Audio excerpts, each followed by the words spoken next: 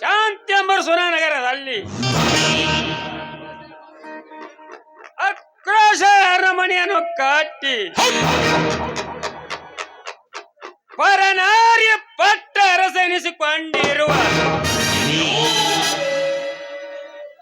ಈ ಧರ್ಮೇಂದ್ರ ಎದುರಾಳಿತ್ತನಲ್ಲ ಆ ವಿಶ್ವನಾಥ ವಿಶ್ವನಾಥ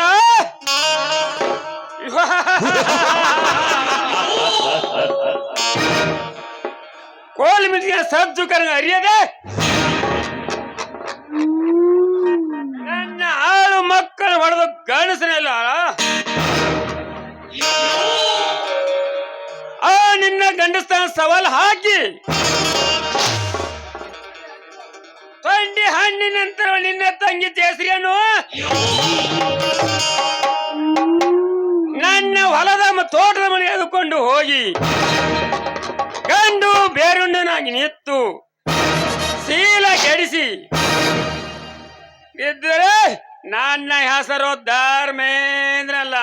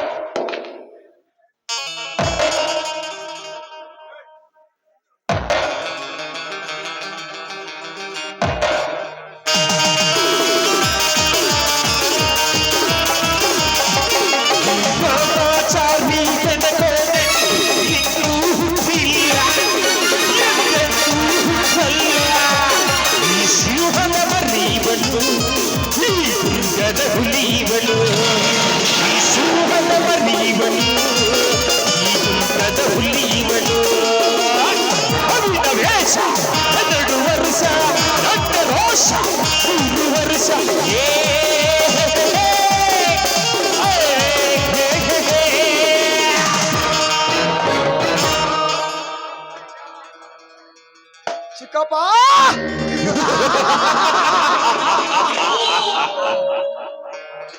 ಚಿಕ್ಕಪ್ಪ ಅರ್ಬಾಟದೊಳಗೆ ಇದು ಅರ್ಬಾಟ ಕರಿಮಂದ್ರ, ಇದು ನನ್ನ ಹೋರಾಟ. ನನಗೆ ಪ್ರತಿಯೊಂದು ಅಡ್ಡಾಗಿ ನಿತ್ತನಲ್ಲ ಆ ವಿಶ್ವನಾಥನ ಸೊಕ್ ಮುರಿಲೇಬೇಕು. ಏಕೆ ಚಿಕ್ಕಪ್ಪ? ಯಾಕನ್ನೋದು ಕರಿಮೇಂದ್ರ, ನಮ್ಮ ಹೊಲ ನುಗ್ಗಿ ನಮ್ಮ ಆಳುಗಳನ್ನು ಹೊಡೆದು ಕಸಿದ್ದಾನೆ. ಇದು ಅಲ್ಲದೆ ನಾವು ಮಾಡಿದ ಬ್ಯಾಂಕ್ ಪುಟಗಳ ಮೇಲಿಗೆ ಇತ್ತನಂತೆ. ಇಷ್ಟೆಲ್ಲ ಸಾಲದೆ ಅವರ ಅಪ್ಪನಿಂದ ಪಡೆದುಕೊಂಡ ಆಸ್ತಿ ಮರಳಿ ಪಡೆದುಕೊಳ್ಳುತ್ತಾನಂತೆ. ಇದನ್ನೆಲ್ಲ ನೋಡಿ ಹಾಗೇ ಬಿಡ್ಬೇಕೇನು? ಬಿಡುವುದು ಏಕೆ ಚಿಕ್ಕಪ್ಪ?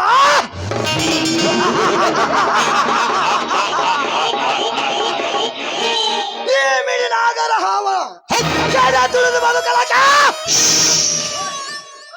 ಅವನಿಗೂ ಸಾಧ್ಯವಿಲ್ಲ, ಅವರ ಅಪ್ಪನಿಗೂ ಸಾಧ್ಯವಿಲ್ಲ.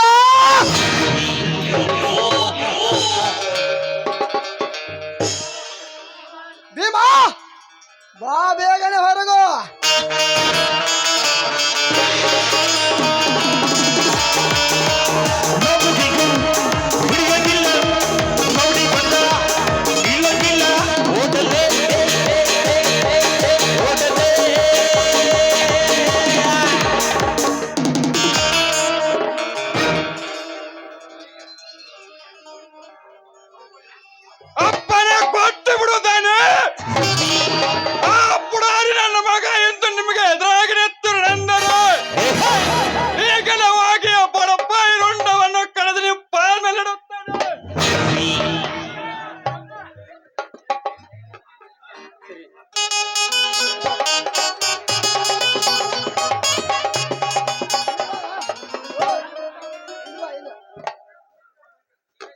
ಲೇ ತಮ್ಮ ಭೀಮಣ್ಣ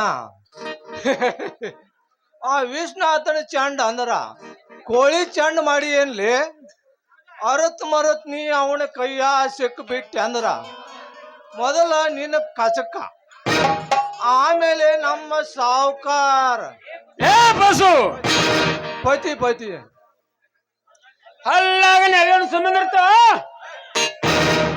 ಏ ನಿನ್ನ ನಾಲಿಗೆ ಕಿತ್ ಕೈಯಾಗ ಕೊಡ್ಲು ಹಂಗಲ್ರಿ ಅಪ್ಪ ಆ ಹೊಲದ ನಿಮಗ ಬೇಗಳ ಕೇಳ ನಾನು ಹೊಟ್ಟ್ಯಾಗ ಒಂದ್ ನಮೂನಿ ಬ್ಯಾಂಕ್ ಬಿದ್ದಂಗ ಆಗೈತ್ರಿ ಲೇ ಬೇವರ್ಸ್ ನನ್ನ ಮಗನೇ ಲೇ ಬದಮಾಸ್ ನನ್ನ ಮಗನ ಲೇ ಹಲ್ಕ ನನ್ನ ಮಗನೇ ಲೇ ಆರಾಮ್ ಏ ಬಸು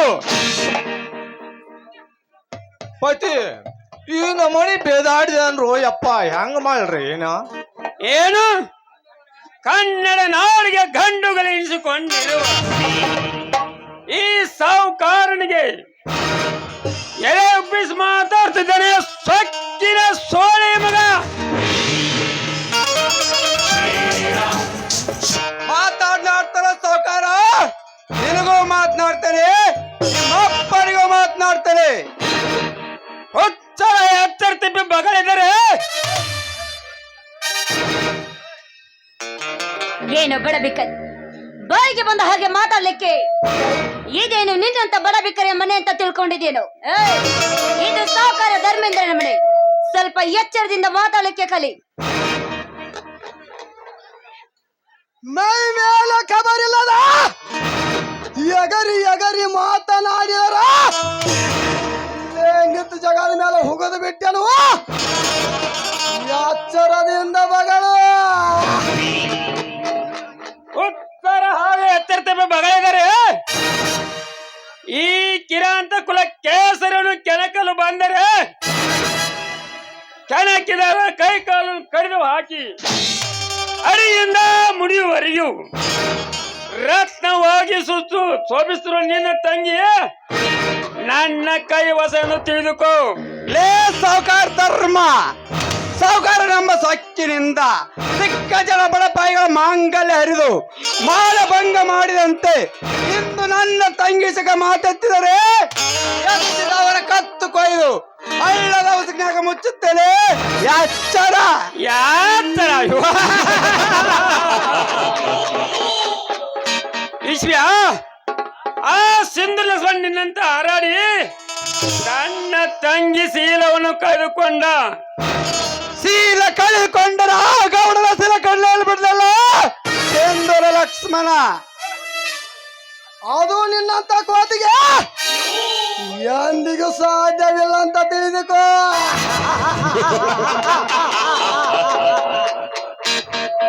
ತಿಳಿಯದೆ ಒಳ್ಳೆ ಈಜುವನೆಂದು ಧುಮುಕಿದ್ರೆ ಗೌನಕ್ಕೆ ಸಿಕ್ಕ ಮೀನಾಗುವೆ ಜೋಕೆ. ಆ ಗಾನ ಕಡಿದು ಹೊರ ಬರ್ತೇನವ ನನ್ನ ಶಕ್ತಿ ನಿನ್ನಂತ ಬಂಡ ಹೆಣ್ಣಿಗೇನು ಗೊತ್ತು? ಅಪ್ಪಾಜಿ ಏನಪ್ಪಾಜಿ ಈ ಬಡ ಬೇಕಾರಿ ಈ ರೀತಿ ಬಾಯಿಗೆ ಬಂದ ಹಾಗೆ ಮಾತಾಡ್ತಾ ಇದ್ರು ಸುಮ್ಮನೆ ನಿಂತು ನೋಡ್ತಾ ಇದೆಯಲ್ಲ. ಹಾಕಿ ನನಗೆ ಗುಂಡು. ರಾಜಶ್ರೀ ನಿಮ್ಮಪ್ಪನಂತ ಗುಂಡಿಗೆಗೆ ಈ ಸರ್ಪದ ಗಂಡದವು ಎಂದೂ ನಡಗಲಾರದು ತಿಳಿದುಕೋ. ಮದವೇರಿದ ಮದ್ದಾನೆಯಂತೆ ನೀವೆಷ್ಟೇ ಪುಟ್ಟಿದು ಮಾತನಾಡಿದರು ನಿಮಗೆ ಅಂಕುಶವಾಗಿ ಬರ್ತೇನೆ ವಿನಾ ಶರಣಂದು ಬೆಳ್ಳಲಾರೆ. ಶರಣನ್ನದ ಹೋದರೆ ನಿನ್ನ ಮರಣ ಇಲ್ಲೇ ಆಗುವುದು. ಯಾರೊಂದಿಗೆ ವೈರತ್ವ ಸಾಧಿಸಿಕೊಂಡರು ಈ ಕರ್ಮ ಧರ್ಮೇಂದ್ರದ ಜೊತೆ ವೈರತ್ವ ಸಾಧಿಸೋದು ಸರಿಯಲ್ಲ. ಒಲಿದು ಬಂದವರಿಗೆ ನಟರಾಜ, ತಿರುಗಿ ಬಿದ್ದವರಿಗೆ ಯಮರಾಜ. ಹೊರಟು ಹೋಗಲಿಕ್ಕೆ ಏಡಿಯ ರಕ್ತಕ್ಕೆ ಹುಟ್ಟಿದವನಲ್ಲ ಕರ್ಮೇಂದ್ರ. ನೀವು ಮೋಸ ಮಾಡಿ ನಮ್ಮ ಅಪ್ಪನಿಂದ ಪಡೆದುಕೊಂಡ ಆಸ್ತಿಯನ್ನು ಮರಳಿ ಪಡೆದುಕೊಂಡೇ ಹೋಗುತ್ತೇನೆ. ಆಸ್ತಿ ಈಶ್ವ್ಯ ಎಲ್ಲಿದೆ ನಿನ್ನ ಆಸ್ತಿ ಎಂದು ನಿನ್ನ ತಂದೆ ತಾಯಿ ತಮ್ಮಂದರು ಕಳೆದುಕೊಂಡರು ಅಂದೇ ಹಾರಿ ಹೋಯ್ತು ನಿಮ್ಮಪ್ಪನ ಆಸ್ತಿ. ಅದನ್ನ ಬಿಡಿಸಿಕೊಳ್ಳೋ ಧೈರ್ಯ ಇದ್ದರೆ 3 ಲಕ್ಷ ರೂಪಾಯಿ ಕೊಟ್ಟ ಮುಂದೆ ಮಾತು ಉತ್ತರಿಸು. ಹಣ ಕೊಡದೆ ನನ್ನ ತಂದೆಯ ಜೊತೆ ಹೆಣಗಾಡಲು ಬಂದಿದ್ದ ನಿಜವಾದ್ರೆ ನಿನ್ನ ಹೆಣ ಬೀಳುವುದು ಈ ತಕ್ಷಣ. ರಾಜಶ್ರೀ, ನೀನು ಹೆಣ್ಣಲ್ಲ, ರಾಕ್ಷಸಿ. ಶ್ರೀಮಂತ ಮಗಳೆಂಬ ಸೊಕ್ಕಿನಿಂದ ಸಿಕ್ಕಂತ ಮಾತನಾಡಿದರೆ ನಿನ್ನ ನಾಲಿಗೆಯನ್ನು ಕತ್ತರಿಸಿ ಕೈಯಲ್ಲಿ ಕೊಡುವೆ. ಎಚ್ಚರ.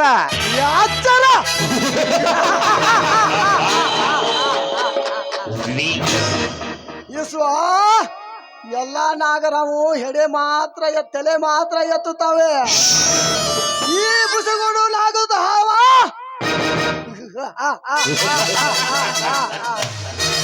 ಶ್ರೀಮಂತ ರಾಜಕುಮಾರಿ ಯಾರೆಂಬುದು ಅರಿಯದೆ ನೀನವಳ ನಾಲಿಗೆ ಕೈ ಹಾಕಿದರೆ ಹೆಡೆ ಎತ್ತಿ ನಿಂತಿರುವ ಈ ಮಿಡಿನಾಗರ ಹಾವ ಕಚ್ಚಿಸ ಸರ್ಪಿಸಲು ಬಿಡಲಾರದು. ನೀನು ಎಚ್ಚರ. ನಿನ್ನಂತ ನಾಗರ ಹಾವಿನ ಹಳ್ಳು ಕೀವಳ ಹಾವಾಡಿಗ ನಾನಿದ್ದೇನೆ. ನೀನು ಎಚ್ಚರ. ಮಿಸ್ಟರ್ ಧರ್ಮೇಂದ್ರ, ಅನ್ಯಾಯವಾಗಿ ಅನ್ಯರ ಆಸ್ತಿಯನ್ನು ಅಪಹರಿಸುವುದು ಒಳಿತಲ್ಲ. ಸುಮ್ಮನೆ ನಮ್ಮ ಆಸ್ತಿಯನ್ನು ನಮಗೆ ಕೊಟ್ಟು ಬಿಡಿ. ಅದು ಈ ಜನ್ಮ ಎಂದಿಗೂ ಸಾಧ್ಯವಿಲ್ಲ. ಸಾಧ್ಯವಿರದಿದ್ದರೆ ನಿಮ್ಮೆಲ್ಲರ ಹಣ ಇಲ್ಲೇ ಬೀಳುವುದು ಖಂಡಿತ.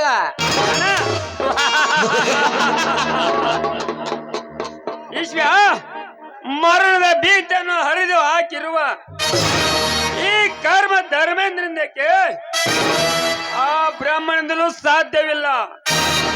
ಅದನ್ನೆಲ್ಲ ವಿಚಾರಿಸದೆ ಮತ್ತೆ ಆಸ್ತಿ ಬೇಕಂದು ಛಲ ತೊಟ್ಟ ನಿಂತರೆ ನಿನ್ನ ಆಸ್ತಿ ಜೊತೆ ನಿನ್ನ ಆಸ್ತಿ ಜೋಕೆ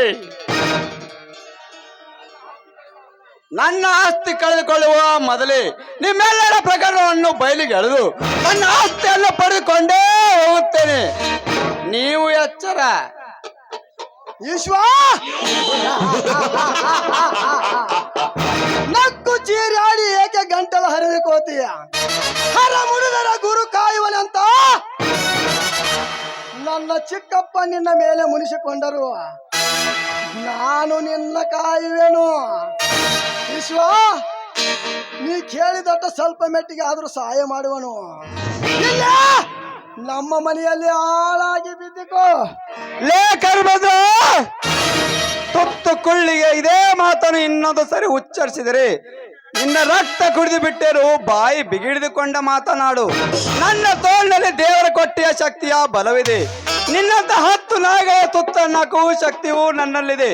ನಾನು ಬಡವರ ಏಳಿಗಾಗಿ ಬಡವರಲ್ಲೇ ದುಡಿದು ಬದುಕುತ್ತೇನೆ ವಿನಃ ನಿನ್ನಂತ ಶ್ರೀಮಂತರ ಕೈ ಚೀಲ ಹಾಳಾಗಲಾರೆ. ಲೇ ವಿಶ್ವ, ಮಾತಿಗೆ ಮಾತು ಬೆಸಲು ನಿಂತರೆ ಮಿತಿ ಮೀರಿತ ನಿನ್ನ ಸೊಕ್ಕು. ಭೀಮ, ಈ ಬಡ ಪಾಯನು ಕಟ್ಟೆಗಳು ಎಲ್ಲ ಆಳುಗಳನ್ನು ಬರಮಾಡಿಕೋ. ಈ ನರಜಂತುವನ್ನು ಕಟ್ಟಿ ಹಾಕಲಕ್ಕೆ ಆಳುಗಳು ಯಾಕೆ ಬೇಕು ದಣಿ? ನಾನು ಒಬ್ಬನೇ ಆದ್ರೆ ಸಾಕು. ಕಟ್ಟಿ ಹಾಕಿ ಮೆಟ್ಟಿ ಸುಳುವೆ ಕಡುಕ ಕುಣ್ಣಿಯನ್ನು ಭೀಮ ಕೊತ್ತು ಕೊಳ್ಳಿಗಾಗಿ ಕಂಚರ ಬಾಯಲು ಕಾಯೋನು. ನಿನ್ನಂತ ಬರುವ ನಾಯಿಗೆ ಹೆದರಿ ಕಚ್ಚಿಸಿಕೊಂಡು ಬಗ್ಗಿ ನಿಂದಿರುವ ಷಂಡನಲ್ಲ ಈಶ್ವ. ಕಿರಾತಕ ಕುಲದಲ್ಲಿ ಜನಿಸಿದ ಗಂಡುಗಲಿ. ನಿಮ್ಮಂತ ಪುಂಡರಿಗೆ ತಕ್ಕ ಪ್ರಚಂಡ ಹುಲಿ. ಭೀಮ, ಆಸ್ತ ಕೇವಲ ಕುರಿಗೆ ತೋರು ಸರ್ ನಿನ್ನ ತೋಳ ಬಲವನ್ನು. ಮುಗಿತ್ತು ನಿನ್ನ ಕಾಲದ ಋಣ.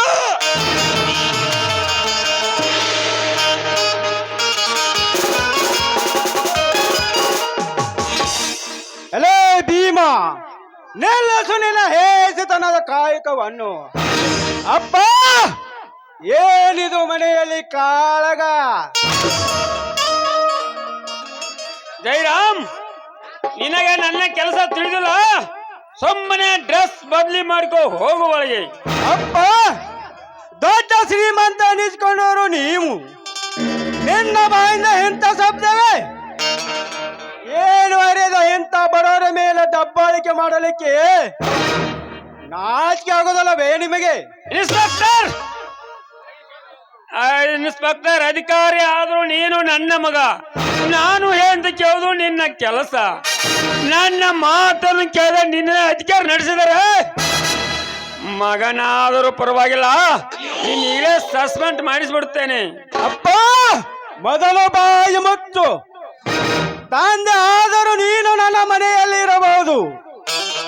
ನನ್ನ ಅಧಿಕಾರದ ಅರಿಚಿ ಮಾತನಾಡಲಿಕ್ಕೆ ನೀನೇನು ನನ್ನ ಮೇಲಿನ ಅಧಿಕಾರಿನಲ್ಲ. ಸಾಹುಕಾರ ಎಂಬ ಅಹಂಕಾರದಿಂದ ಈ ರೀತಿ ಮಾತನಾಡಿದರೆ ನಿನ್ನ ಮೇಲೆ ಕ್ರಮಬದ್ಧನಾಗಿ ಕೆಲಸ ಮಾಡಬೇಕಾಗುತ್ತದೆ. ವಿಶ್ವನಾಥ್, ನಿನ್ನದೇನು ಕೆಲಸ ಇದ್ದರೂ ಅದನ್ನು ನಾನು ಬಗೆಹರಿಸಿಕೊಡುತ್ತೇನೆ. ನೀನೇನು ವಿಚಾರಿಸದೆ ಈಗ ಮನೆಗೆ ಹೋಗಿಬಿಡು. ಆಗಲಿ ಸರ್.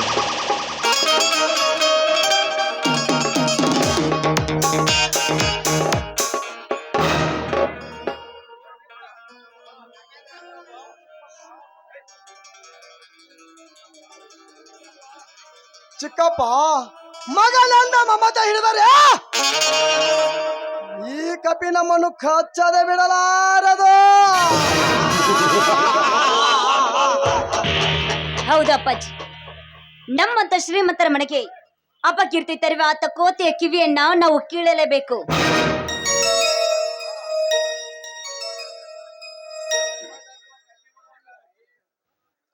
ನಿಮ್ಮ ದರ್ಪಕ್ಕ ಅಡ್ಡಿ ಆಗವ್ರು ಈ ಊರಾಗ ಯಾರಾದ್ರೇನೆ ನಿಮ್ಗ?